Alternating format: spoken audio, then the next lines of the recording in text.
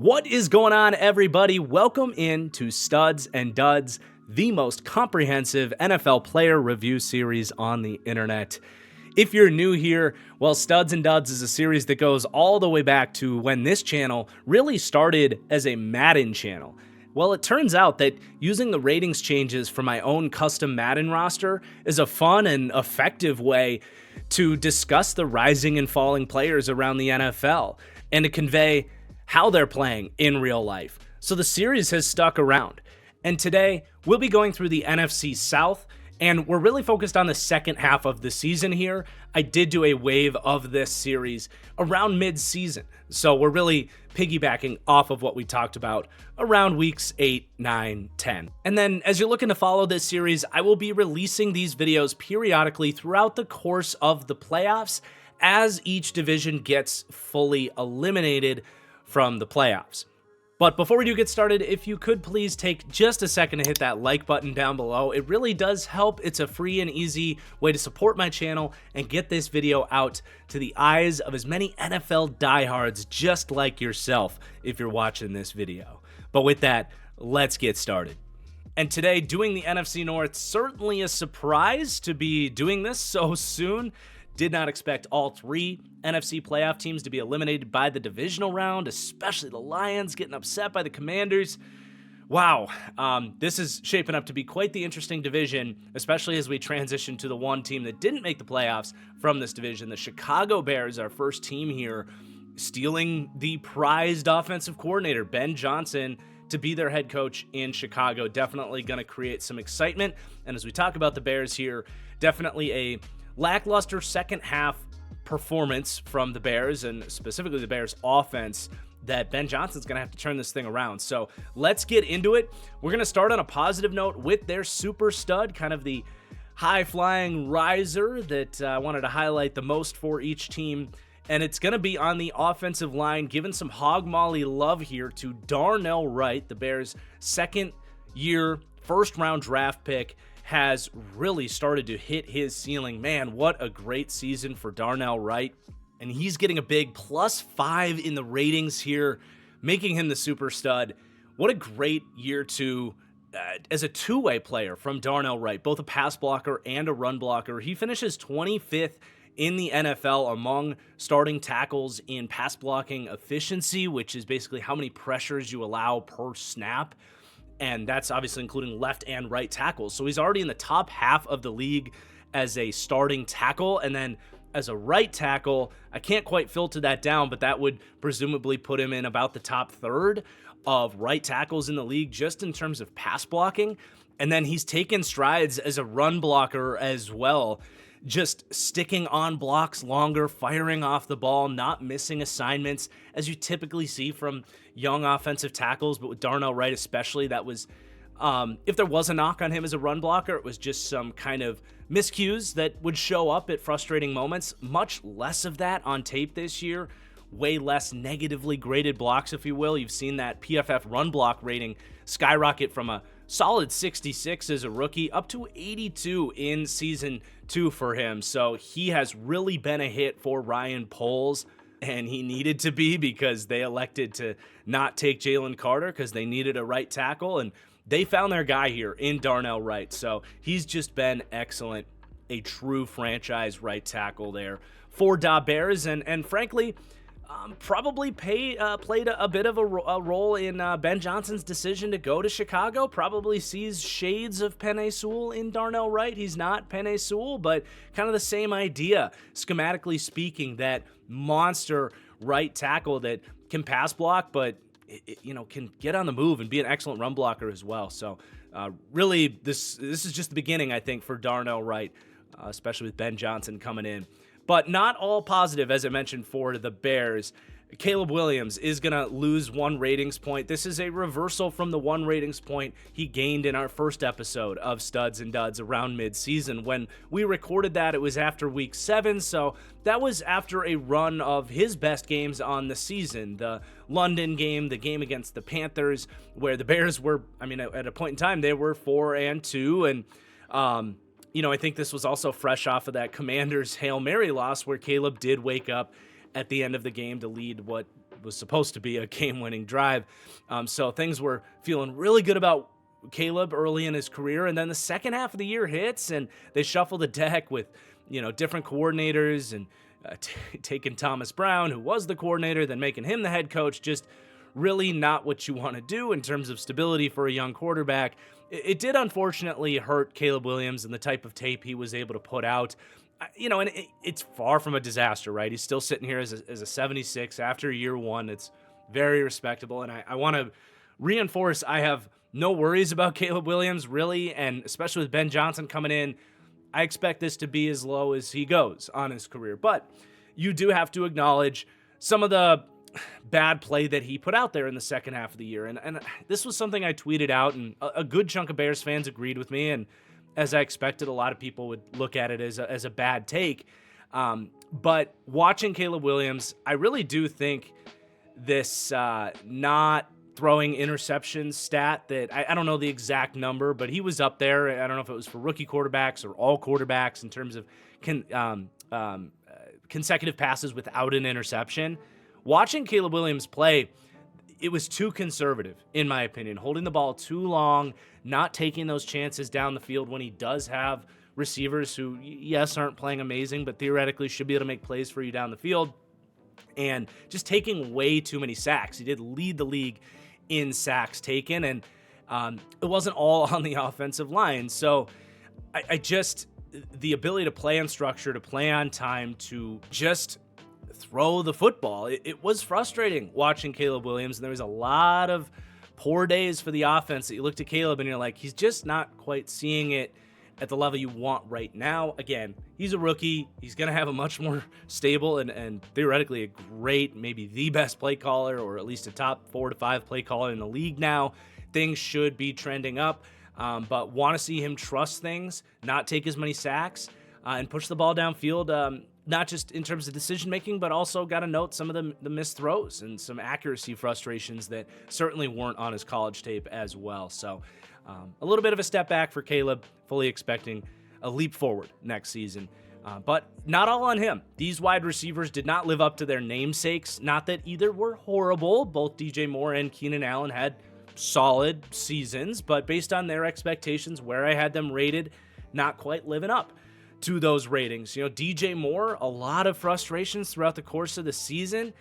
Felt like just a lot of high leverage moments. He either wasn't making the big catch, or they would run a lot of third down bubble screens and try to get the ball in his hands early, and just not the dynamic run after catch threat that he was just last season, or really throughout the course of his career. I still think he can get that mojo back and get these ratings points back if you want to be structural about it. But the reality is, he saw, it's almost poetic. He saw almost exactly the same amount of targets this season. He actually got 5 more targets. So he had 137 targets this year to 132 last year, 98 receptions this year, 96 receptions last year. So almost the same amount of usage. However, ends up with 400 less yards, almost half as many yards per route run. The efficiency just was not there to live up to where we had DJ Moore rated. So a frustrating second season in Chicago, to say the least, but I do think he can get that back next year. Keenan Allen, on the other hand, you just have to note, he really was coming off of an exceptional year with the Chargers the year before. Yes, they bet against his age and traded him away, but his tape in that final season with Justin Herbert really was as good as ever. So he had to live up to that, and he just didn't in Chicago. Not to say he can't be a trustworthy third down target, or, have some good games, and he did. He had some excellent moments in the second half of the season too. That second game against the Lions, he put up 141 yards on 9 receptions. He was stellar. So there's still some good play in there, and he was still 59% contested catch win rate. He's rated as an 84. He's still a good player, but clearly to me, not the dynamic player here. He's going to be 33 years old next year. It just happens, right? So I think that one's fair. Don't see a ton of Bears fans debating the drop on Keenan Allen there. On a positive note, Rome Odunze finished with a really strong second half after some frustrating moments early in his career relative to expectations. I don't think there's ever been a panic meter activated on Rome Odunze. But since week 8, really since we did the last studs and duds and lowered him by 1, he went 10 for 12 on contested catches and had some really exciting moments. I am very interested to see what they decide to do here because, Keenan had some good games, but there were also some moments where you're like, kind of wishing some of these high leverage throws, these kind of back shoulder contested catch, third down targets, these drive savers, if you will, that were going to Keenan Allen, some of which he would come down with, some of which he wouldn't. There were some moments where you're like, man, I kind of just wish instead of feeding the 33-year-old, they were feeding the top 10 pick that's going to be here with Caleb Williams for a long time, especially when the pro comp on Rome Odunze was Keenan Allen. So it will be interesting to see what they do. I almost think there were times where Caleb felt overwhelmed having to feel like he had to get the ball into all 3 of these guys, whereas it might actually just be simpler to just have 2 guys. It's just going to be fascinating to see how they play it, especially with Keenan coming up on free agency. And then more talk about kind of what we did in the last episode of Studs and Duds. We were coming fresh off of the best stretch of Cole Kmet's career where he really was opening my eyes. Like I think of that Jags game in London especially. He was special. Like he looked like Gronk in that game. Not even kidding. And that was just like, okay, are we going to see more of this? And kind of had to give him credit for really showing some dynamism that I just don't think we've seen from Cole Kmet throughout his career, really. I've always viewed him as kind of just a guy, a good, solid possession tight end, good blocker, good hands, nice big target, all that. Again, showed a little bit more than that, fresh off of the last episode of Studs and Duds. But since then, really mediocre, frankly. Just 21 receptions on 26 targets for 185 yards. So just, kind of taking the underneath stuff. Just 3.2 run after catch average. That's extremely low. That is 42nd out of 44 eligible tight ends in the league. A PFF receiving grade of 50.5 since week 8. Really just going straight back to being the guy that I really thought Cole Kmet was. This is still higher than he was before the boost. He was at 79 before that. So it's good to know maybe some of those flashes could potentially be in there. Really just a flat second half of the year for Cole Kmet. Unable to kind of capitalize on that early season hype. Then just a little bit of other movement on the offensive line. The guy next to Darnell Wright, Matt Pryor, really was a success story for the Bears this season outside of one major hiccup game against Seattle. You remember that? Was that a Monday night game or maybe Sunday night? Caleb was just running for his life. Matt Pryor was a big contributor to that. So it's not all perfect. Also 7 penalties on the year. But did finish the year at a 78 PFF pass blocking grade, 66 in the run game. A lot of reps on film, going back to watch Darnell Wright with Pryor right next to him. Like that is about 700 pounds just about of mass coming at you on double teams from those two guys. He's an interesting player. He's a 30-year-old former tackle. He's 6'7". He's a part of this trend we've seen around the league with Mekhi Becton and Daniel Falele and Blake Brandel in Minnesota. Pryor here is one of the trends around the league. The sneaky trends are these guys that are historically too tall to play guard, getting a chance at guard and looking pretty good. So he is a pending free agent. We'll see kind of how Ben Johnson feels about him and if they view him as a starter. But +2 for him and definitely a guy that, like, if he were able to repeat what he does next year, he could be a high riser quickly. Because he is a little bit on, like, fluke alert. It's a small sample size sport, and this guy really has struggled for the 6-7 years of his career that he's been in the NFL. So nothing major here, but definitely an interesting player to keep an eye on as a potential starter for the Bears next year. But let's talk a little bit of defense. So not a ton of change with their front six. The D-line needs work. Going through this and going through the linebackers, who I like the linebackers. I think they were fine. I don't think really any need for too much change with that group. They kind of were who we thought they were. The Bears are who we thought they were with the D-line for the most part and the linebackers. But one under-the-radar player, Byron Cowart, starting to come on a little bit. He was a mid-round draft pick by the Patriots. Freaky athlete, small school guy coming out. I recall, saying, "Ooh, did Bill Belichick find another one?" Well, it's been a while. He's been around the league for 5-6 years. He's bounced around, but really became a key part of the Bears' rotation in the second half of the season. Did some nice stuff in both phases. I think we'll probably have a strong case to get a small extension to come back as a part of the rotation for this team. But then into the secondary, a lot more change there. Terrell Smith, year 2 corner out of Minnesota. Really a fun player, freaky athlete. Wasn't the most productive player at Minnesota, but kind of checked a lot of boxes. Was kind of like an interesting player the Bears found in a deep cornerback draft later in the draft. I think 4th round for Terrell Smith. And he was able to get on the field a lot of dime packages. And, they were kind of playing around with potentially benching Tyreek Stevenson, and he got some of those reps. So he did get a lot of playing time and was just really efficient in small amount of looks. I am curious to see.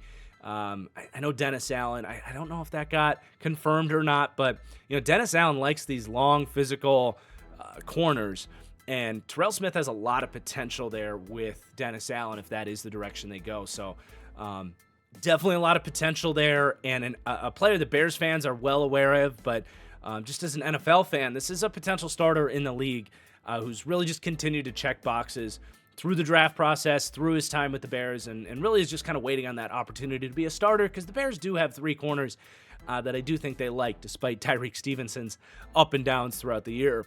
But into the slot, Kyler Gordon has really cemented himself as a top 5 slot corner in the league. There's a lot of really good ones, but just so heady, so lightning quick, physical player. Will be interesting to see how he fits if they do go Dennis Allen. Not really a press man type of guy, more of a zone guy, but I think he can do it. So that'll be an interesting kind of scheme change. Eberflus was about an 80% zone coverage type of guy. That's probably going to come down about 20 to 30% if they do go Dennis Allen. So something to keep an eye on there, but I think he can handle it. Really has just been a stud slot corner from the moment they moved him into the slot after drafting him in the 2nd round. Then you go to the back end, these safeties. Kevin Byard, again, a situation kind of like Keenan Allen. Not a bad player, actually really bounced back in terms of run defense and tackling efficiency. That's why the Eagles let him go.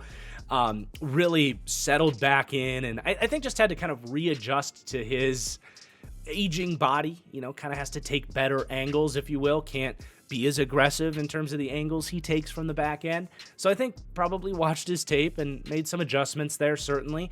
But he is coming down for the lack of coverage impact.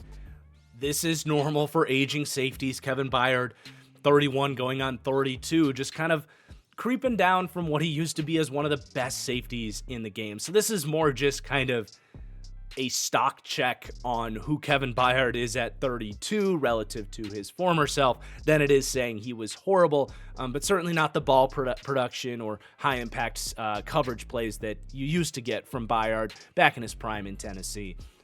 Some of these other guys stepped up pretty well from a run defense perspective, especially with the injury, the concussion.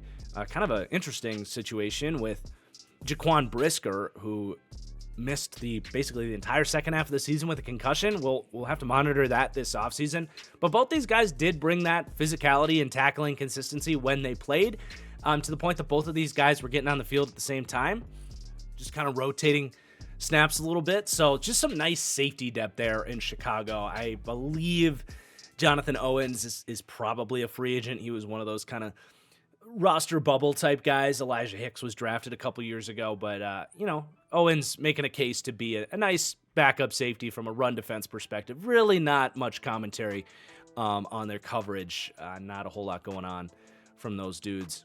But let's go ahead and move forward and talk about the Detroit Lions. Really a tragic ending to their season. Not even winning a playoff game as Super Bowl favorites, and just the injuries on defense were too much for this team to handle. I did just, by the way, break down all of the divisional round and gave postmortems for all of the 10 playoff losers on the Fully Inflated Football podcast. If you aren't following that, I have a second YouTube channel with the podcast, and you can just search Fully Inflated wherever you get your audio feeds. Just a little plug there if you want to go check that out. We really dove deep into the Lions' loss, so some more conversations there. But still a lot to celebrate for the Lions. I know it is tough to think about your Detroit Lions right now. You kind of need a break before getting back together before the season starts. But I do think that hype can still be there, even if Ben Johnson just left for the previous team there, the Chicago Bears, and Aaron Glenn might leave too. So a lot of work to do, but the players here are still really good, and this is a reminder of that. So let's start with the super stud, Jahmyr Gibbs. This dude is just insane. Said it when they drafted him. I was kind of infamously, along with a lot of people, not a fan of them trading down from the 6th pick to take a running back with the 12th pick in the draft. Just didn't love the positional value. Basically said he has to be basically Christian McCaffrey, or what my high-end pro comp on Jahmyr Gibbs was, which was Jamal Charles. My low-end comp was Aaron Jones. So I was like, he has to exceed an Aaron Jones comp and basically be Jamal Charles if this is going to be worth the pick that they spent on him. And that's almost exactly what he's done. He is arguably the most, he's up there for the most explosive superstar backs of the last 10, 15 years. You think of Chris Johnson and Jamal Charles, Jahmyr Gibbs right in that mark. The acceleration, the breakaway speed, the way that he just constantly breaks pursuit angles. It doesn't even need to be on these 40, 50-yard runs he has. It's a lot of these 15, 20-yard runs where you see guys taking angles they would normally take for every other back in the league, and Jahmyr Gibbs just breaks it. That is the definition of burst and speed, and it's just special. And the way that he can stop in the middle of the field and then re-accelerate outwards, continuing to break those angles, that's really what comes to my mind with Jahmyr Gibbs. But he has also been, I would say, the staple player.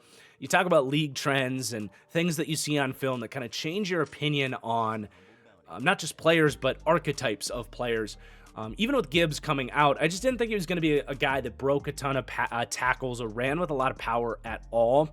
And you see this with Gibbs, Devon Achane, James Cook. Those are prime examples of these types of guys that, and I've said this a lot, but it is worth reiterating for those that haven't heard me say this take before, but force equals mass times acceleration. And even if you don't have the mass necessarily, the acceleration, aka the speed and the acceleration, it's not a direct, comparison with a physics term compared to how we talk about these guys in terms of football, but you get the point. If you're moving fast as shit, even if you don't have the size necessarily, you can bring just as much force at the point of contact. And guys like Jahmyr Gibbs will break a ton of contact. They'll be able to fight for tough yardage because they're just delivering blows at the speed that they're running at. In the case of Jahmyr Gibbs, he doesn't need much space to generate that force. It's why he's been really a more effective inside runner than you might have thought coming out of Alabama,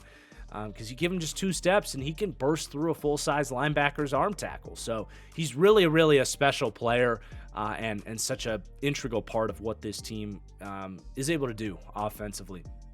But it isn't all positive as we talk about the rest of the offense here. I am going to start with Jared Goff, and I'm going to take the ratings point away that I gave him around midseason. And at that point in the year, it was a conversation of like, am I actually going to put Jared Goff into my tier 2 of quarterbacks? Really, it's a small tier, but it's like Matthew Stafford, Justin Herbert. I think you probably put Jaden Daniels there at this point. It's a small group, but quarterbacks that are just more difference makers than that large group of tier 3 guys, where Jared Goff has really kind of been the majority of his career, the kind of Kirk Cousins caliber tier, if you will. And it was really just the consistency in which he's avoiding mistakes and just not having those Jared Goff stinkers. That was the main argument for putting him in tier 2. Not that he can make the incredible plays that, like a Justin Herbert or Jaden Daniels, I would argue even Matthew Stafford can make, in terms of the types of throws that Stafford can make. That wasn't really the argument for Goff, but it was just how consistent he had been for like 25 straight weeks, essentially. He had played well in the playoffs. Unfortunately, this really, I think there were some moments throughout the second half of the season, but for the most part, this comes down to that playoff game. And if you're going to be a tier 2 guy, to see a guy really lay that big of a stinker in such a big playoff game against, a defense that's not making things terribly difficult on you. I like a lot of the stuff Washington's defense is doing, but they're just not a great defense. So to do that at home, the turnovers, and really, frankly, look like the old Jared Goff in the biggest of moments, it is frustrating. And he's still a really good quarterback, but how can you not leave this season with a little bit of a bad taste in your mouth with Jared Goff and maybe some question marks now looking into next year without Ben Johnson of, is he going to be able to play with this same consistency and can he avoid those types of stinkers in the biggest moments? So it's not the end of the world, but we are going to take the 1 ratings point away that I did give him in the first half of the season. But back to being on a positive note here, Jameson Williams at wide receiver really had a breakout season. Just gets over 1,000 yards on the year with 1,000, but goodness, how many of those long rushes did he have too? He had 332 rushing, just showing the dynamism, the speed. Truly one of the fastest, if not the fastest players in the NFL right now. Certainly a conversation to be had there.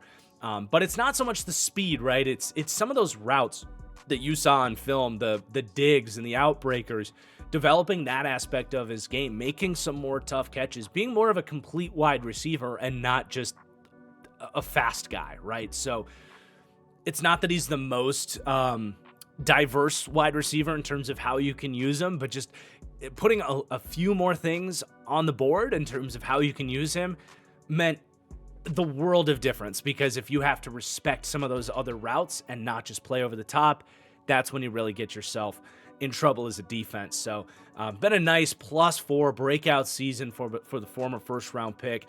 I'll still hold the take. The dude is a bit of a knucklehead, not the guy I want throwing a wide receiver pass in crunch time of the divisional round playoffs on a first down. He's gonna have some of those moments, gambling on football, mixing it up with other players after the snap, that kind of stuff. But it certainly has not been enough to jeopardize him becoming really the perfect wide receiver here as a complement to all the other stuff they have going on, Amon-Ra and Gibbs and Laporta, all these incredible short to intermediate weapons.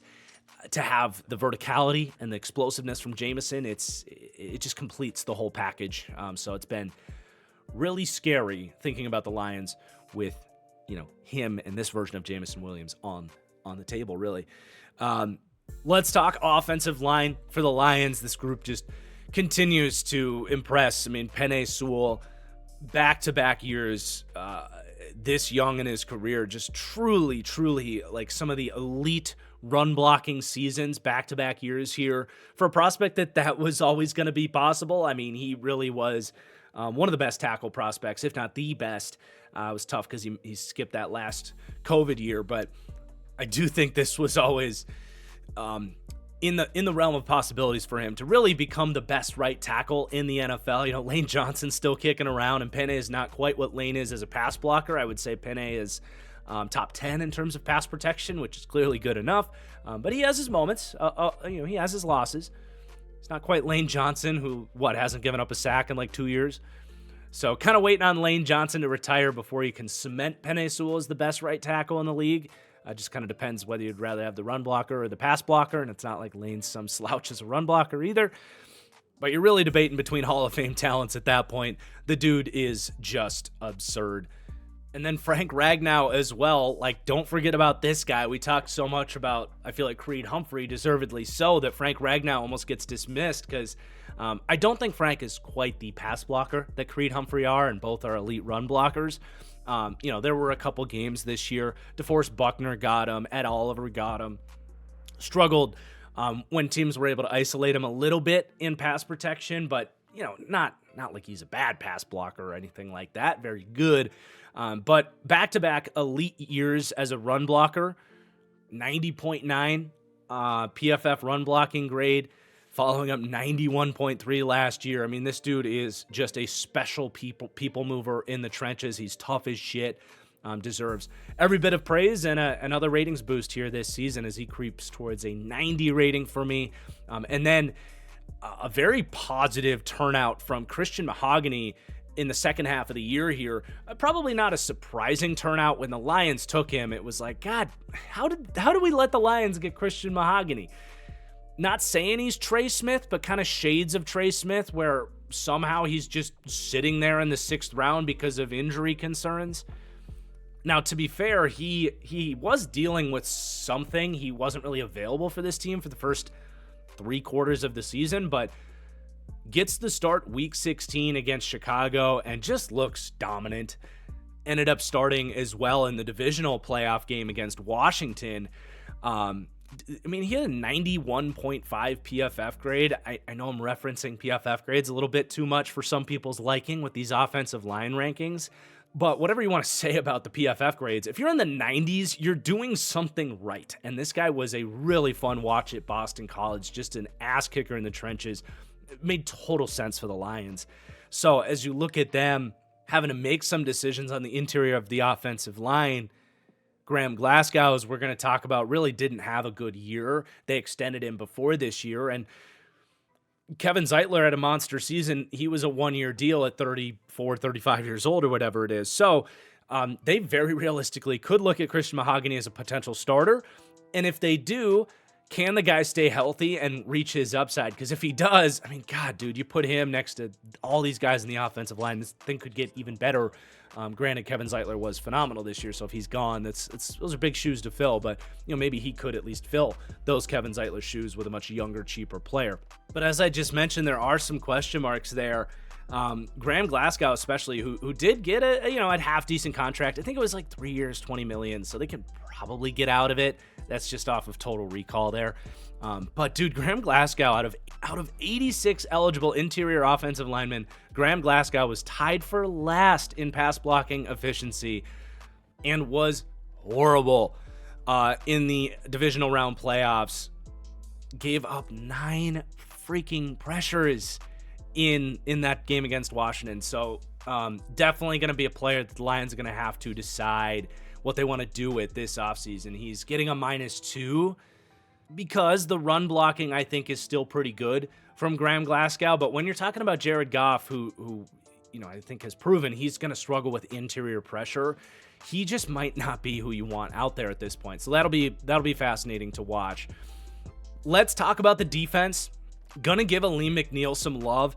That to me is what you could argue that is what ended the Lions season. Now the turnovers from the offense in the playoffs, you're susceptible to lose any playoff game if you do that. But when he went down, I think it was after the Bills game. It might have been after the Bears game. But when he went down, that was like, man, he was the guy at least making up some of the ground on the Aiden Hutchinson injury. And he was just really a steady force on the inside, a 3-way player, one of the best just kind of do-it-all defensive tackles in the league. You've got a handful of guys that are great pass rushers or great run defenders. Not everybody is as good as a 2-way player as Aleem McNeil, so he's just a really good player. They're going to be excited to have him and Hutch back. But then after he went down, Levi Onwuzurike stepped up. You got to remember, this Lions defense really did show a lot of grit, a lot of heart in some moments. And Levi Onwuzurike ended up around like 40 pressures on the season. This was a highly drafted second-round guy with a lot of athleticism that dealt with a million injuries early in his career, seemingly kind of settling in here. He's going to be a very fascinating free agent. Do other teams watch the film and say, hey, we might be able to steal like a second contract breakout starter here in him? Or does he kind of slip through the cracks and Detroit kind of gets him back on the cheap? Or does Detroit just pay him a bunch of money and kind of project that he's going to be a really good number 2 next to McNeil, because they still could use that guy? So very fascinating player to watch. But it wasn't just the pass rushing where he started to show some of that. He also had some good moments as a run defender as well. They really demand that out of these guys up front. And he surprised me a lot this year. I had kind of written him off, to be honest. But really impressive. Not all great on the D-line, though. DJ Reader is going to lose 4 ratings points here. This was more of just a reflection on his season at large. not so much, oh my God, he was so bad, he had to come down. I think he was still a really good run defender. Really wasn't a presence as a pass rusher for this team, though. And, this is a guy that missed pretty much all of the 2023 season. They signed him off the injury. And, he was just a really good run stopper. Not someone you really felt his presence, though, necessarily in the way that you did in his prime for Cincinnati. I really felt like he was going to be a monster for Detroit, and he was just a good nose tackle. So 82 is still a great rating. That's still the same rating I have on a Lee McNeil. So I'm not trying to say he's a bad player or anything like that, but just wasn't quite the impact defensive player that maybe he could have been if he was able to regain his former self, because he really was one of the underrated superstars in the league back in his days for Cincy. And then more towards the edge, Josh Pascal, another one of these guys that did step up. Just very stable player, not an impact player, not someone that you're necessarily, circling on the whiteboard, getting ready to play the Lions. You're like, oh, we got to account for this guy. But he is just kind of a thorn at your side. He's even a guy that can get into the backfield, show some power, push the pocket on these blitzes and stunts and stuff. But really a sound run defender. They ask a lot of him to kind of set the edge and be that force in front of a tackle there. It plays a little bit of hybrid stuff, a lot of edge, but a +1 for former second-round pick there. And then at linebacker, Jack Campbell, first-round pick last year, really a good season, quietly, I think. Was one of the best run-defending linebackers in the league, and it has shown as well what he showed at Iowa, where he's a smart coverage player. You will see him unable to kind of turn and burn with wide receivers and tight ends at times.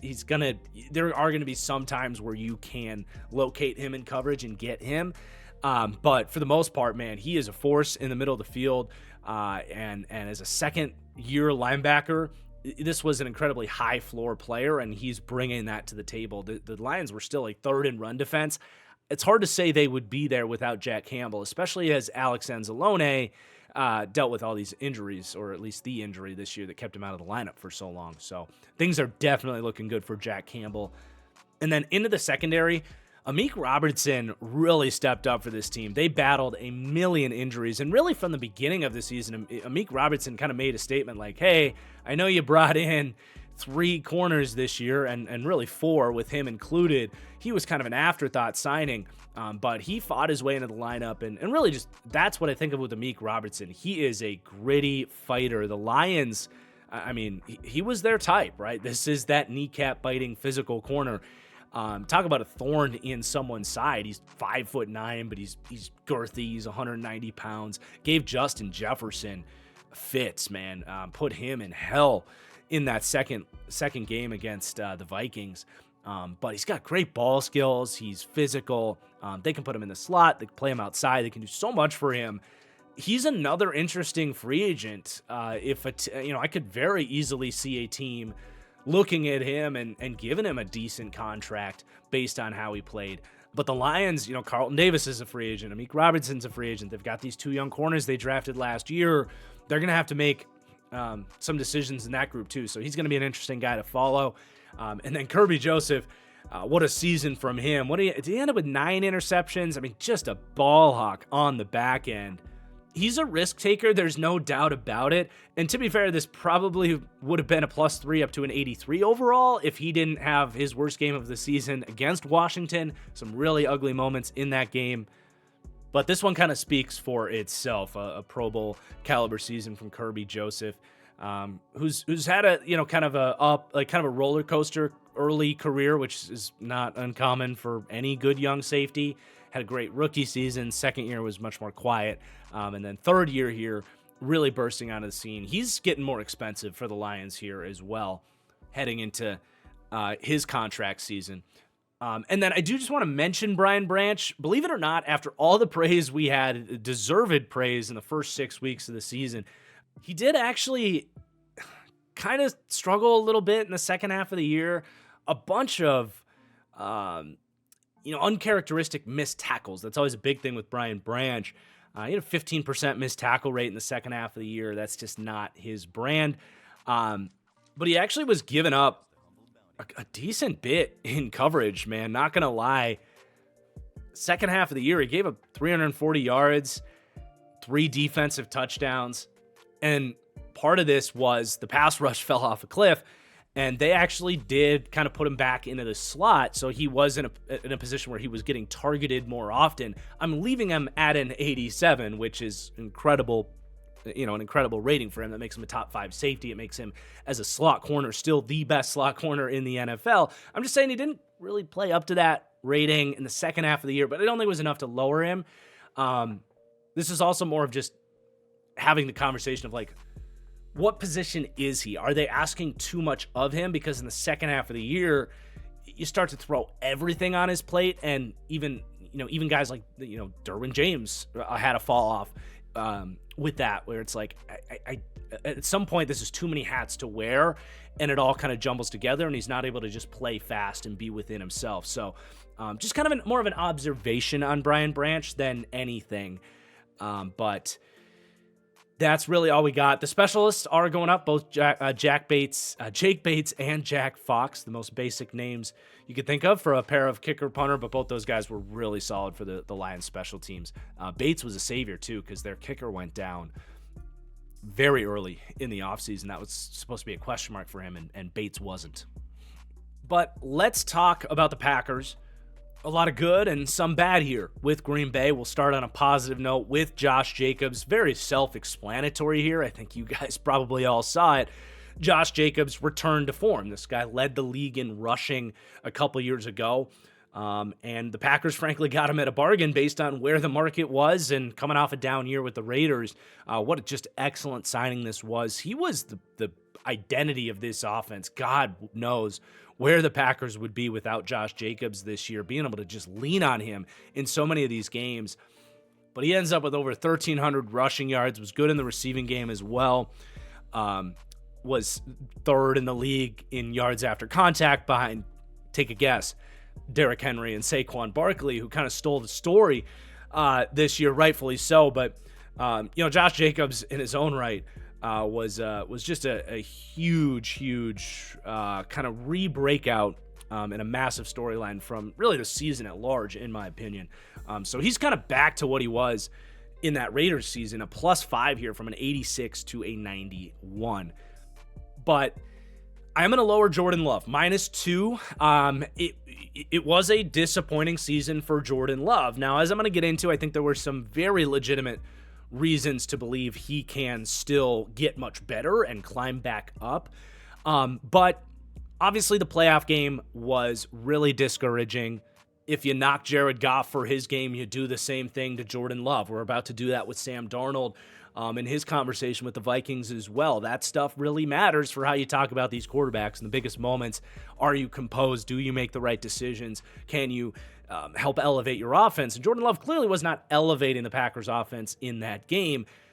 Now, there was a lot to elevate. Offensive line injuries, he's throwing to practice squad receivers, a lot of it. But, the decision that was the interception to Zach Bond, that's stuff that Jordan Love needs to reduce from his game. I don't think he's ever going to cut it all out because he's an aggressive decision maker, and that leads to a lot of the really great stuff that Jordan Love does. But got to continue to understand the risk assessment there. It's just a little bit too far. I think the public perception that he is like, Jameis Winston is unfair to him. He was right in the middle of the pack for turnover-worthy play rate with guys like Jared Goff, Brock Purdy, Josh Allen, about 2.5%.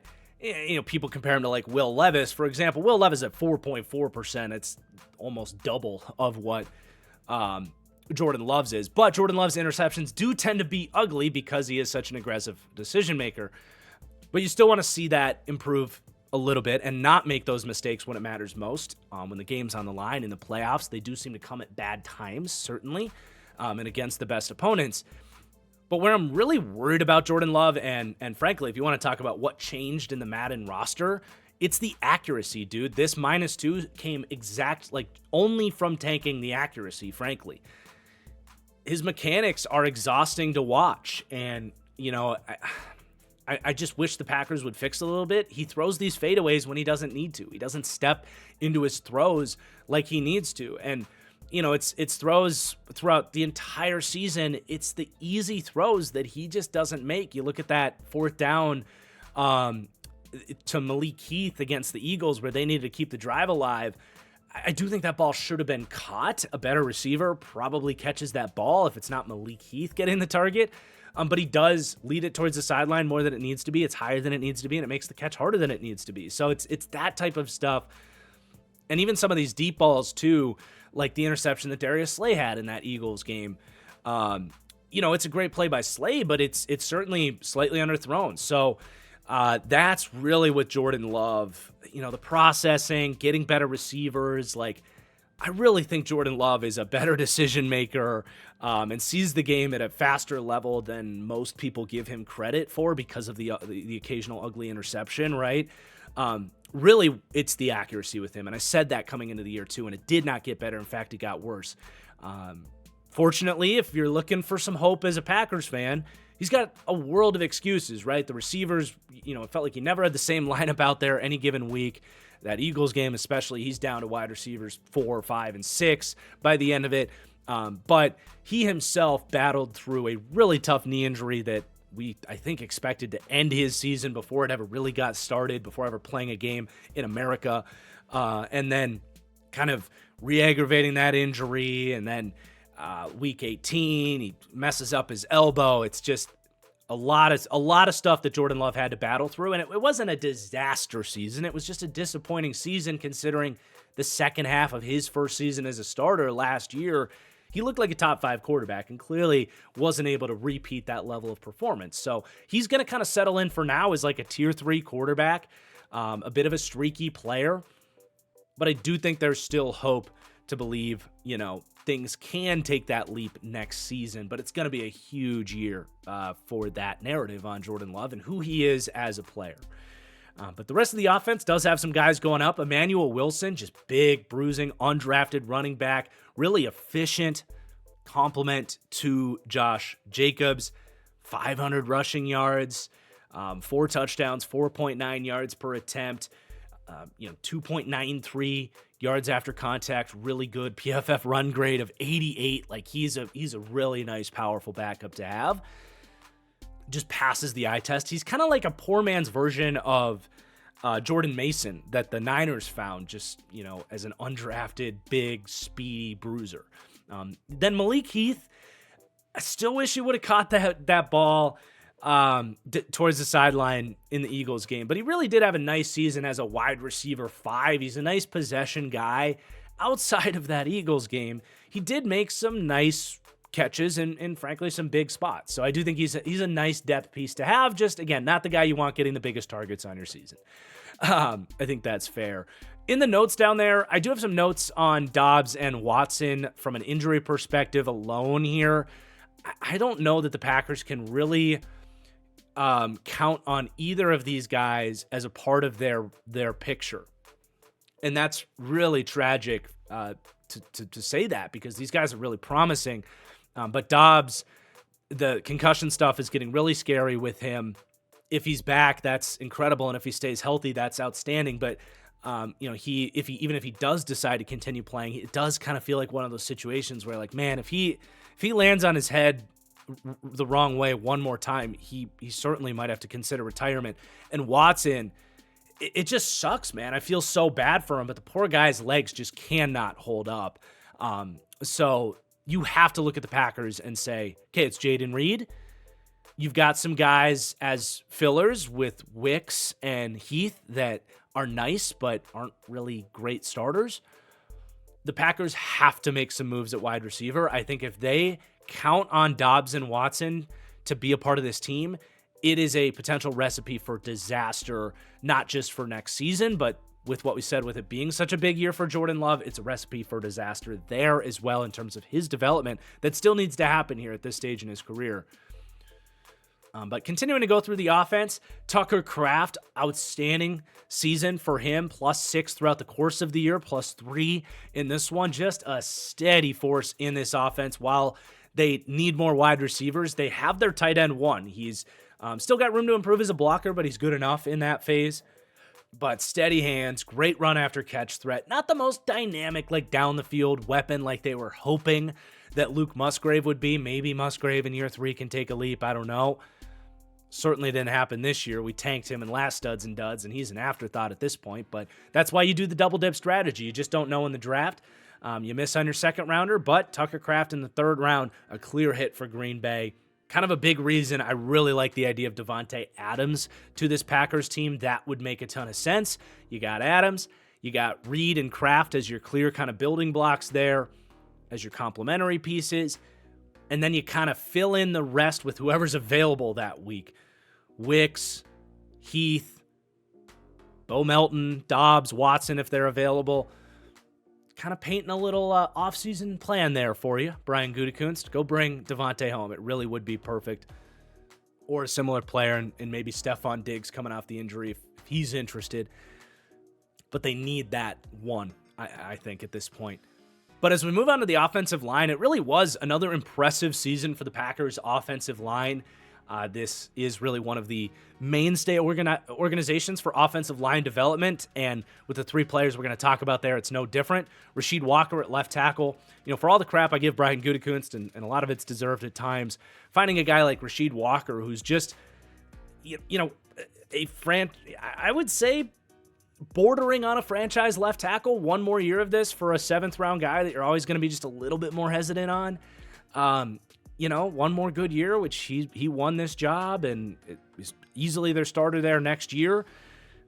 It's just a game changer to find a guy like Walker that late in the draft, and for this group to develop him. You have Luke Butkus, a great offensive line coach, Adam Stenovich, the offensive coordinator under LaFleur. They have some big-name coaches on the offensive line, and Walker himself has done a great job to get better and better. So you love what you got there. From a run-blocking perspective, I still want to see more from him.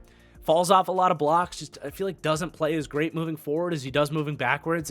It's interesting that was a criticism on Olu Fashanu, who followed Rasheed Walker at Penn State as well. But yeah, from a pass-blocking perspective, feeling really good about Walker. And then Zach Tom at right tackle. He really had a Pro Bowl caliber season. Again, this dude is just a machine. One of the most technically sound tackles in the league. Love the way they get him on the move as a run blocker as well. He has some of the just outstanding highlight blocks of the season when they get him on these sweeps and stuff to the outside. The wide zone blocking, exceptional as well to climb to the second level.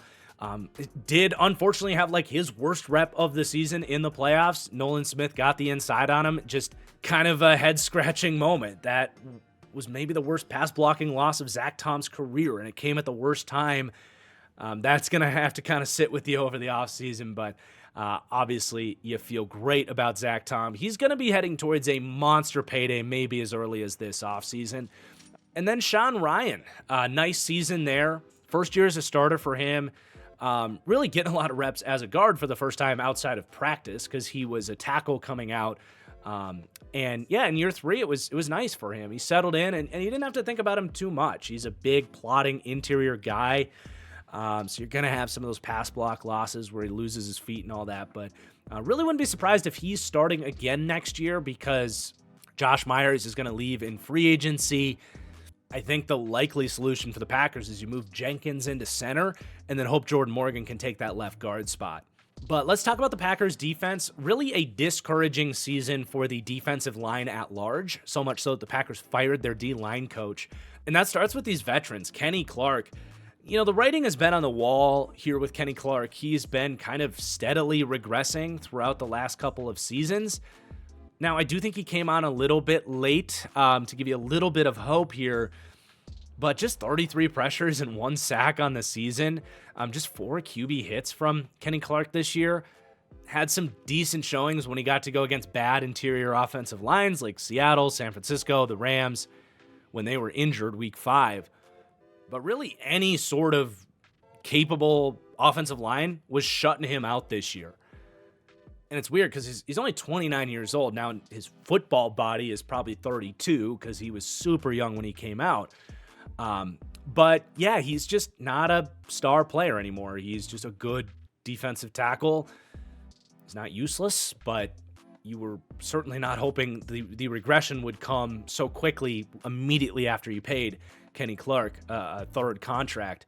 And then Rashawn Gary, this one was really surprising. I thought he would be moving forward, getting to put his hand in the dirt and play in more of a 4-2 style defense. It was the opposite. Now, it's funny how things work because I think he did actually get voted into the Pro Bowl. Don't really know what that's all about. Maybe just a down year for pass rushers in the NFC, I guess. He did end up with 8 sacks. It wasn't a disaster season for Rashawn Gary. I would say just a disappointing season. 47 pressures, 8 sacks, pressure rate about 10.5%, 11%, 37th in pass rush win rate. Like, this is still a kind of low 1, high 2 in terms of numbers. But I viewed Rashawn Gary as a top 10 edge rusher in the league heading into the year, who just, he had a great start last year and then tapered off. And then this year happens. It's like, at this point, you're like, man, the Packers really need another pass rusher that's better than Rashawn Gary if they're going to get where they want to get. And that's certainly not ideal. So a -1 for Gary, -3 on the season. Still a good player. But again, disappointing. And then disappointing for Lucas Van Ness. Year 2 was supposed to be exciting for him. They have the early season trade away of Preston Smith. And it's like, all right, really going to get things going here with Lucas Van Ness. Now, I do have to apologize to Packers Nation. I had a tweet that I don't really know what happened, but probably the biggest piece of information, football information that I've put out into the football world, and the tweet got a lot of traction. I tweeted out that Lucas Van Ness had a 0% pass rush win rate when they fired their defensive coordinator. I was pointing out that alone might be the reason why they did it.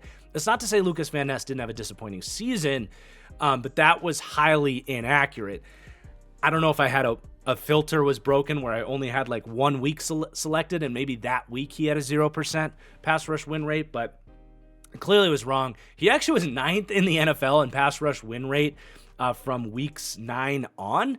So there were certainly some exciting wins there, at least by the metrics. But even just watching the Packers, you didn't necessarily feel that. But at the same time, when I had the 0% win rate stat, that also didn't match kind of how I felt he played. 20 pressures, 4 sacks on the season for Lucas Van Ness. I have him as a 72 overall.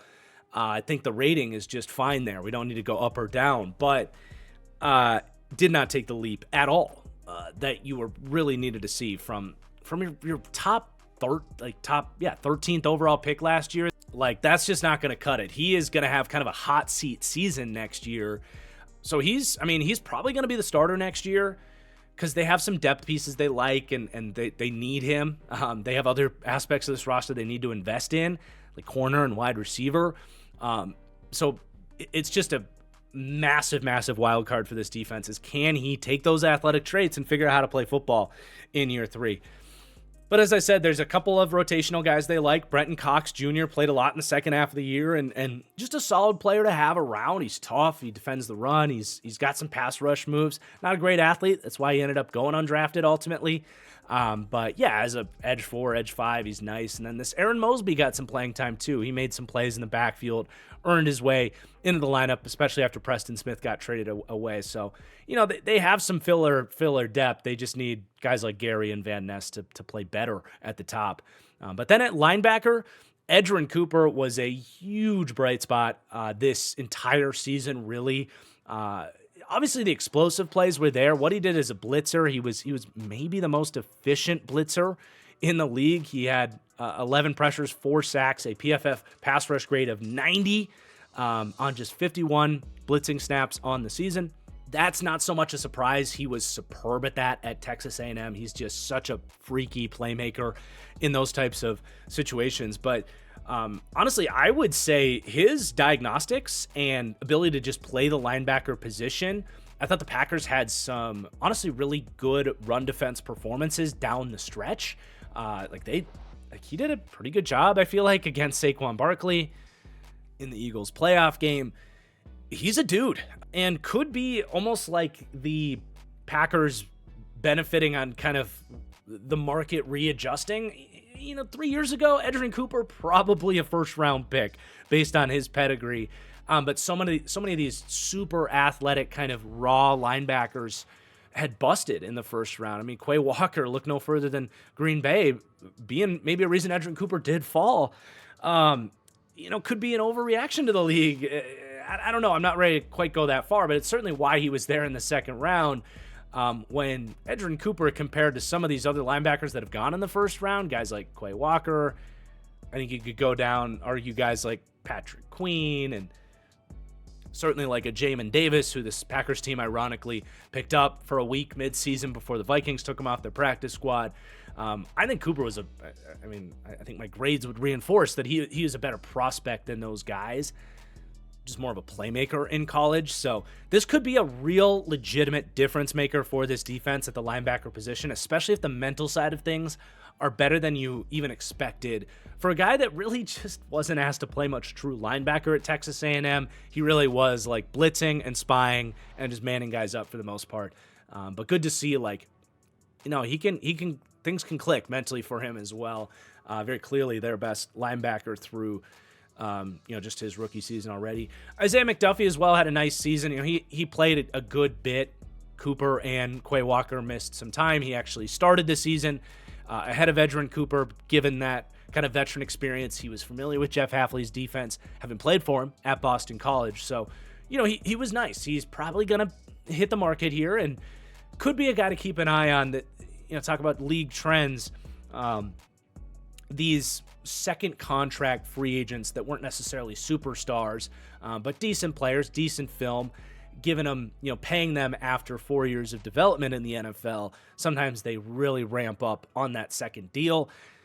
Guys like Bobby Okereke, Foye Oluokun, this year Zach Bond, some of those types of guys come to mind. I don't know that McDuffie has those guys' traits, but is an athlete and an instinctive player. So someone that might be a sneaky pickup as an LB2 for someone out there.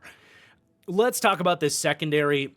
They obviously need corners, but some of these guys did play okay. For what it's worth, Eric Stokes at least lived up to his 75 rating this year.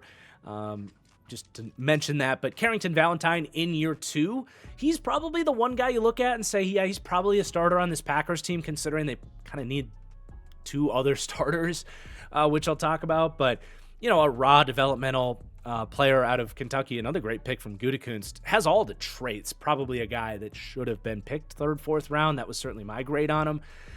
So I do believe, with his development this season, really felt comfortable in Hafley's defense. He did have the embarrassing play against the Eagles where he got bullied by Dallas Goedert. That's not a reflection of his coverage on the season. A tight end catches an underneath pass and bullies him down the field. He definitely got memed on that play, but to see with Valentine, I would say to see him be really just relatively steady and not really feel him out there, and only allowed, 290 yards on the season, 0 touchdowns allowed on the year, just not giving up those big plays and having those ugly moments in coverage. Granted, he only played about half the season. He played 546 snaps out of 1,087, so it's almost exactly half of their snaps. So smaller sample size, but definitely promising for a guy that when he played as a rookie was a little bit more polarizing, made plays, but had some coverage, gaffes. Didn't really have those out there. So I do really like what we saw from him. Keyshawn Nixon, 72 to a 73. He's been a good run defender, survived out there as a slot corner. You need better than Keyshawn Nixon as your slot corner. I would say he's one of the worst true starting slot corners in the league. He's got some ball skills. He makes some plays from time to time. He's decent in zone. But for a team that does want to play man coverage under Jeff Hafley and blitz, leaving Keyshawn Nixon on an island is just not an option. I think as a dime back and a kick returner, even though, dude, cover the freaking football up, my guy. So frustrating. Horrible day in the Eagles game. But I really do think he needs to be not necessarily replaced, but kind of demoted to more of a dime package defender. He's been okay, deserves a little bit of credit for it, but let's move on.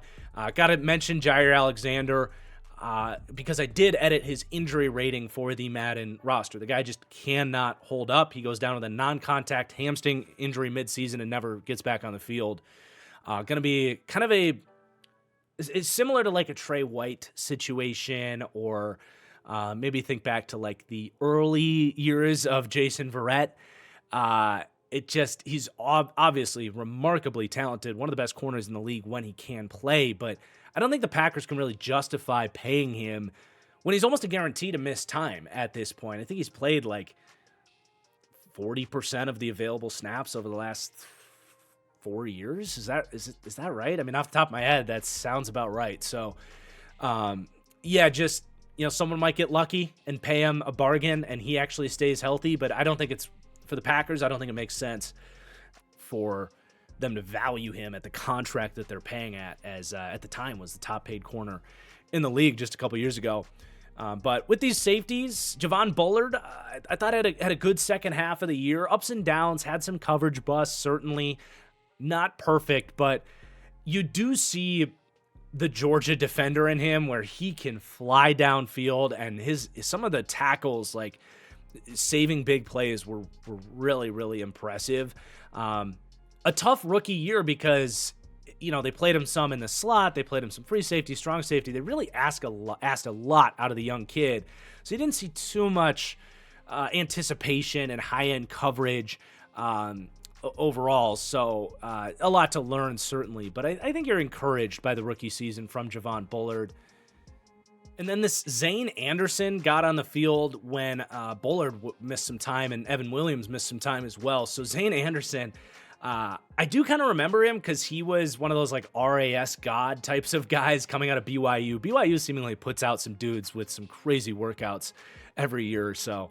And Zane Anderson, for a safety, like he ran like a 4.4, I think he had like a 40-inch vertical, like just crazy testing numbers, but goes undrafted, kind of climbs through the special teams ladder and then had to get some starts. He was awesome in that Saints game, especially.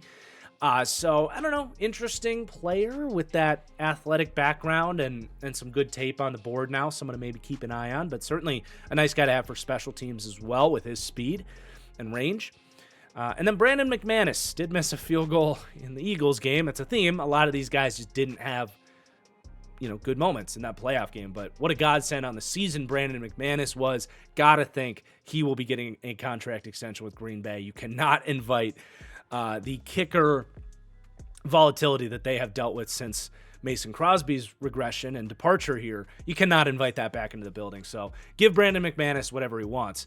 If you're the Packers, I will forgive him for the one missed kick in the playoffs. But let's move on to the Minnesota Vikings. They're in an interesting spot because this obviously was a really great season, a surprise season. But looking back on it, there's actually not a ton of growth here in the second half of the year with like young players and stuff. There's some certainly, but compared to our last three teams, this board of movement here looks a little different. Less players in general, a lot of red, frankly. So I think that is just something to keep in the back of your mind for the Vikings. It's like, yes, they had this incredible season, but they do need to still have a good offseason, find some young players, and obviously what J.J. McCarthy can do next year too is going to be critical because it is leaning towards that. But anyway, more of a footnote on what I found with this team in general. Let's start with their super stud, Byron Murphy, the cornerback. And he's a pending free agent. I do think he'll be back. He was just so good for the Vikings. 6 interceptions, 5 more pass breakups to boot. Contributor towards a top run defense as well with his physicality on the perimeter. Excellent flexibility as well. Brian Flores likes to mix things up and game plan and play matchups. So you see Byron Murphy play 2/3 of his snaps outside, another third as a slot corner. So he's going to get paid. He, to me, screams 3 years, $35 million, $40 million. Nice third contract for Byron Murphy, who has the pedigree, right? He was a really nice player coming out of college. He's had his ups and downs, but probably the best year of his career this year. So love what we saw from him. Love the ball skills, especially. There's a little bit of like Trayvon Diggs to him. Not a perfect comparison because their coverage style is different and how you use them is different. But similar in the sense of like he will give up some yards, but he's going to make up for it by flipping games over because he's not an easy guy to target with his ball skills. But let's talk about this offense. Sam Darnold, obviously a catastrophically terrible end to the season. Can't put enough adjectives in there to describe just how truly awful the end of the year was. you rewind just 3-4 weeks ago, I was talking about, like, dude, barring a huge collapse at the end of the season for the Vikings, Sam Darnold's going to be back. And then he gave you the definition of a huge collapse. He was like back to, it's crazy. Like, he's back to the guy that was seeing ghosts out there, lost the ability to play on time, taking bad sacks, just you name it, man. Looked horrible at the end. But you don't just forget the entirety of the season where, look, I understand the stakes, and there's a different conversation to be had about can he play under pressure and what is his ceiling. I think those are all legitimate conversations. But if you just take his season at large, he played as a top 10 quarterback in the NFL this season. You still have to acknowledge that. And it's not just the stats. Like, he really was seeing the field well, making high leverage, full field progression reads, extending plays back, like the Packers game. The amount of just back-breaking third down conversions that he was creating, not just Kevin O'Connell dialing up easy plays or Justin Jefferson being incredible. These were Sam Darnold-created elite plays on third downs. There was some really good stuff in there. And if you can just get him to take a deep breath and, get him to go to some therapy, I still think if you're a team like the Raiders or hell, I don't know if he wants to go back to New York with that pressure, but I do think he actually would be a good fit with the Giants. Cleveland, like, there are some teams out there. Like, look, if you need good quarterback play, I still think you can get it from Sam Darnold. It's always going to be this kind of monkey on his back of can he handle the pressure, and is he going to go back to being this guy that sees ghosts again? Until he can kind of shake that stigma, it's going to take a long time till he can shake that stigma. There's going to be that aspect to it, but he's still going to get paid, and it's still, I think, going to be a signing that can lead to some excitement for a team. Maybe Tennessee decides they don't want to draft a quarterback at the top. There's a lot of teams out there that could desperately need the level of quarterback play that Sam Darnold gave this team. Now, the other aspect is, okay, you do take the Kevin O'Connell of it all out of here, and what do you get?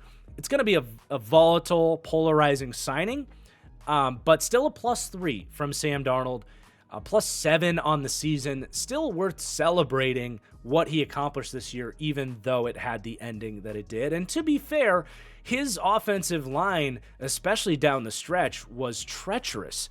So it wasn't just him, and we'll talk about some of those guys on the O-line. If you can give him more stable protection, that is going to be a path to make up for some of the Kevin O'Connell, Justin Jefferson of it all as well. But Aaron Jones is going to come down. He's a difficult conversation to have because it's a unique one, especially in terms of these being Madden ratings, because I do think we know, and maybe this changes as he gets older and older, but the last 3 seasons really with Aaron Jones, it's been great starts to the year when he's fresh and healthy. And then he is a guy, this is why the Packers let him go, as the workload piles up, he is a smaller, more fragile running back that does have tread worn off his tires at this point. As the season goes on, you see he has a harder time staying in games, and he just doesn't have the same burst and efficiency that he does earlier in the year. So it's a tough conversation. I still think he's got some good football in him, but I think for Aaron Jones, he'd be a really good signing for someone actually as a number 2 that you can almost kind of stash. I think of like Kansas City. Shit, could Green Bay get him back as a compliment to Josh Jacobs? That'd be perfect. But someone that, man, give him 75 carries in the regular season, 4 or 5 a game as a change of pace. And then you can really lean into him later in the season if you need to. That I think is how you have to treat Aaron Jones. The Vikings did the opposite, right? They treat him as a feature back early. When they needed him late, he wasn't available for them. So he's an interesting conversation. Does need to come down in the ratings, I think. I don't think anyone's going to really argue with that, with him being at an 87. I think he played up to that in the first couple weeks, but certainly not as the year went on. Then we got Jordan Addison, a +1, 80 to an 81. This is going to be a positive conversation, but boy, if you ask me after like week 14, I'd probably have him as like an 83, and then he kind of fell off a little bit.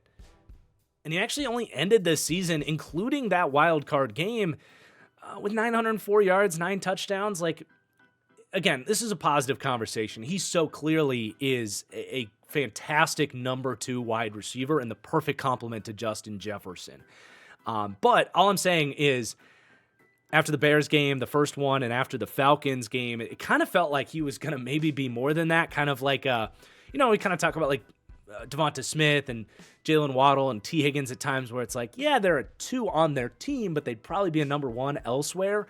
Kind of felt like Addison was building towards that, and then it just kind of slowed down a little bit. But he is one of the better true number 2 wide receivers in the entire league. And I just love comparing him to kind of a Devonta Smith with the knobs turned down a little bit. It's a little bit slower, a little bit shorter, but same idea where you don't look at him as this physical specimen, but he just transcends physics, basically. He makes incredible catches down the field at times. He breaks off tackles, even though you would think he's this easy tackling target as a slender player. Really, really a fun player to have in the mix here. So a +1 for him, a really good year. And I kind of faded him heading into the year as well. I really did, with the multiple DUIs and the way that last year he kind of did the same thing where he sort of faded away at the end of the season. But definitely not fading Jordan Addison moving forward. Excited to see him kind of develop a chemistry with the young J.J. McCarthy. And then Josh Oliver, the tight end, 2 here, really nice player. Just has been everything they hoped they were getting with him. Someone that allows them to get into 12 personnel and be a great run blocker, a reliable pair of hands, a guy with good straight line speed. He's just a really nice second tight end to have. He's kind of the prototype of what I'm looking for in a tight end too. And he stepped up decently well when he had to start too, when Hawkinson had to miss the first 8 weeks of the season or so with that ACL recovery. Now, the offensive line, this is a major, major worry for the Vikings. Not so much at left tackle, because Darrisaw will be back. But the interior of this offensive line, we'll get to that, but they got to get to work and find some answers there, because that was a big contributor to Sam Darnold taking all those sacks and really getting flustered at the end of the year. If you're going to put the young J.J. McCarthy in there, he needs a lane to step up and a pocket to work from. But we'll start with Cam Robinson, who I don't expect to be back with this team. He's going to come down 1. He just did struggle for this team, especially down the stretch. Dude, against the Rams, he gave up 12 pressures. That's crazy. We talked about Tristan Wirfs gave up 13 on the season. So Cam Robinson, 12 in one game. Really, really bad. He ended up 77th out of 87 eligible tackles in pass blocking efficiency. To his credit, he was always much better in Jacksonville, and just changing teams, changing schemes mid-season, it was a lot to handle. So I do think he's got better football ahead of him. I don't think he just downright sucks. He actually, I think, he allowed the second most pressures among tackles in the entire NFL as well. Trevor Penning being number 1. Just a rough year for him. I do think he's an option for teams looking for tackle options in free agency, though. I do think he's got better play on tape than that, as a kind of Band-Aid starter option, as he really was for the Vikings, but had some really rough games, certainly. Garrett Bradbury, really rough year as a pass blocker as well. He led all centers in pressured allowed. Didn't just lead them, though, so he had 37 pressures allowed. Next behind him was Josh Myers at 29 for the Packers. Still a good run blocker, a great athlete, but as the Vikings became more and more of a pass-oriented football team, it became pretty clear that he's not the right style of center for them. I think you'd rather have the guy that can hold up in pass protection. So I think he's got one more year of cheap control, but they might actually even move on from him based on how he held up as really one of the worst pass blocking centers in the league. And then the guy next to him, Blake Brandel, still kind of a fun story, a 6'7" guard that had some good moments this year. But if you couldn't sense a theme here, third most pressures allowed among guards in the league, Blake Brandel. So that height, the inexperience, just being this kind of undrafted, out of nowhere pedigree. You certainly felt it at times, especially in the second half of the year. So had to pump the brakes a little bit on what was, I think, a +5 in the last episode. Still getting a little bit of love. He played 1,100 snaps, did some good stuff. But yeah, probably not someone you want to count on as a starter next year if you're the Vikings. So they might be looking for an entire new 3 on the inside. Oh, we forgot about Ed Ingram as well. He ends up getting benched mid-season. They go back to Dalton Risner. Made you wonder why they weren't playing Dalton Risner the whole time. Solid player, always is. He was solid when they went back to him. Ed Ingram was 76th out of 83 eligible guards in pass blocking efficiency. He gets benched. He comes crashing back down to earth. A -2 for him might not even be harsh enough. I did like some of the stuff he did on film in 2023. Maybe he could have a bounce back year, but that seems far gone at this point. But the opportunity might have to come. He's going to be on the roster because he's got one more cheap year of control. Cheap-ish. He was a second-round pick, so it depends how much they hate him. But he might be an injury away from having to play again next year, and then, maybe the benching is something he responds to, maybe not. He does have the traits, but clearly doesn't have the skill. A lot of work, clearly, for the Vikings to do with that interior offensive line. And then with the defense, a lot of guys got credit for the successes they were having in the first episode of Studs and Duds, and then I don't think a lot of these guys really did anything to ramp up that conversation from there. The Vikings certainly weren't as good in the second half of the year on defense as they were in the first half either, so that doesn't help. But one guy that did kind of break through was Jalen Redmond as just a solid, stout, run-defending interior defensive player for Brian Flores' defense. Had a lot of good run stops, kind of playing all up and down that D-line. So I imagine he'll be back as a part of that rotation next year. Jonathan Grenard going to get a little bit more love as well. Monster season from Grenard. Ends up with 80 pressures, 11 sacks, makes the Pro Bowl. He ends up third in the NFL in pressures. That's a hell of a season for Grenard. Just a really complete player. What a great signing he was. I mean, for him to, frankly, have a better year than Danielle Hunter, what a win for the Vikings, because that gave them some extra cap wiggle room, and you got younger there. It's actually pretty crazy, just kind of eyeing these PFF grades. It's actually pretty crazy how close those two guys were. So Grenard did end up with 14 more pressures. Hunter ended up with one more sack, but a 70.3 run defense grade for Grenard, 70.1 for Hunter, 80 rush grade for Grenard, 80.7 rush grade for Danielle Hunter. So pretty much eye for an eye swap there with those two players, obviously playing for each other's teams. Just kind of a fascinating note, not even so much a take. But yeah, +1 for Grenard. He ended up getting +3 on his season, following up a bit of a breakout year last year in Houston as well. And then Stephon Gilmore is going to come down, kind of just an age check on the 34-year-old corner here. This guy used to be one of the most dominant man corners in the entire league.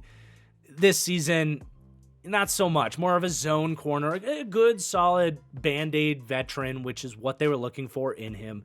Not a bad player, but you did see faster receivers were able to stack him.